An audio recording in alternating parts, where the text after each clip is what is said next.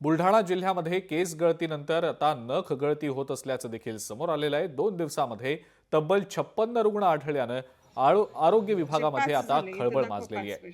आरोग्य विभागाचं एक पथक आज बोंड गावात दाखल झालं। त्यांनी रुग्णांची तपासणी देखील केली। संपूर्ण तपासणीनंतरच नख गळतीचं कारण स्पष्ट होऊ शकेल। एज्युकेशन डिपार्टमेंट, WC डिपार्टमेंट या सर्वांनी एकत्र येऊन प्रत्येकाने आपल्या आपल्या रोल्सनुसार या ठिकाणी काम करायचं आहे आणि त्यानुसार आपण नक्कीच कारण काय आहे ते शोधून काढू। जसं पाणी आहे, माती आहे किंवा अन्न आहे याच्यामधून आहे किंवा अजून कुठले कारण आहेत हे सगळे आपण शोधून काढणार आहे। त्याच्यासाठी सेंट्रल याच्यावरून केंद्राची पण एक टीम उद्या येईल। गावकऱ्यांनी घाबरून जाऊ नये आणि जे काही आहे टीमला पण सहकार्य करावे आणि याच्यातून जेव्हा कारण येईल काही तर आपण नक्की त्याच्यावर प्रतिबंधात्मक उपाययोजना करणार। गेल्या 3 महिन्यापासून जे केस गळतीचं प्रकरण चालू होतं आणि त्याच्यातून आता नख गळती समोर आली।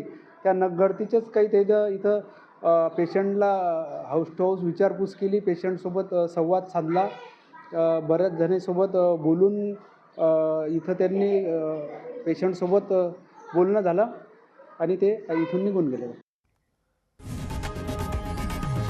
लोकशाही मराठी ऐका, पहा, जागरूक रहा।